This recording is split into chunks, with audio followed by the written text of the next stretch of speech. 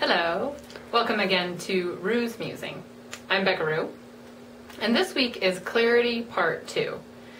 I've had some conversations with people around last week's musing, and I think there was a little confusion around what you most deeply value being just one thing.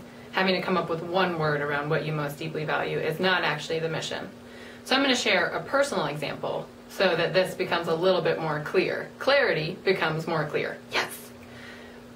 Some of you know the last 2 years have opened and am running a yoga studio, which is also me being a business owner, which is something that is mind-blowing and that I never intended. I used to be, before that, for 5 years, a waitress. So when I was a waitress, I had plenty of money, which I liked. I could sleep in till 10:30 in the morning, which I liked. I love sleeping, super love sleeping. And I had all day to myself until I went to work in the evening. So these were 3 things that I do value. I really value having enough money, being able to pay my bills, not having to worry about buying pillows. I really value sleeping in, because I love sleeping. It's something that really is important to me. And I valued having time all day to myself. Fast forward to now, when money's much tighter. I get up every morning at 5:30. I'm up at 6 practicing yoga.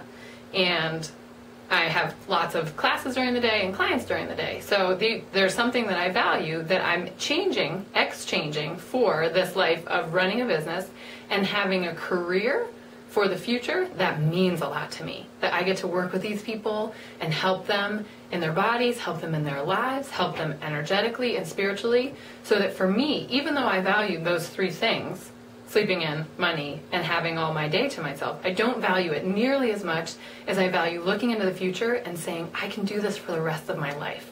I love what I'm doing. I love it. I love the people. I love the challenge. I love what I'm learning. So I more deeply value doing something that I'm insanely passionate about, even though there's no guarantees, even though I don't have as much money, even though I have to get up, and even though I have my days jam-packed with stuff, meetings and clients and learning, and it's awesome and hard, but I more value that. So does that make sense? It's not what you most value, one thing. It's that we have to take all the things that we value, put them together in a pot, and say, what do I value the most out of all the things that I value? So, I want you guys to respond if this is on Facebook or on YouTube. I don't know if you can comment on YouTube. I'll investigate that. But on Facebook, comment about what you've decided, what you've learned that you most highly value. Period. Next thought. We get back to the idea of stira and sukham, steady and joyful. There's this thing that I've been thinking about a lot around, do we as humans want what we want when we want it? Yes, we do.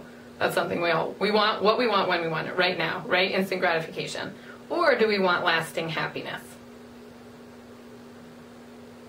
What I want when I want it, or lasting happiness. They can't coincide together. We can't get everything right when we want it and get lasting happiness. So this is where steady and joyful comes in. Once we've tapped in and said, this is what I most deeply value, we say, how can I frame my life around that? And I might not get to sleep in every day, even though I love it, because I value my practice and what comes from my practice more than I value those lovely moments in bed. So that we decide what do we value and how can we cultivate that. We do it through journaling, we do it through where we allot our time and our energy and the people we spend time with. So you make those decisions, and within that there are some sacrifices, particularly around discipline. We need to show up for ourselves in this way every day, however you determine is best for you. We say every day I'm going to show up for myself to do the things that matter the most. That's the discipline, and from that discipline, even though there might seem like there's a lack of freedom in that, we don't get exactly what we want right when we want it. There's much more joy. We've said, I matter to myself. My heart's deepest longing matters. What's most important to me matters. So I'm going to align with that in my time, in my day, in the people I spend my time with, in my thinking. Does that make sense? It's really important. So let me know. I totally want to know if this is jiving with you guys, if it's making sense. You can say, Rue, it's not making sense at all. You've got to clarify this portion of it. I'd love that.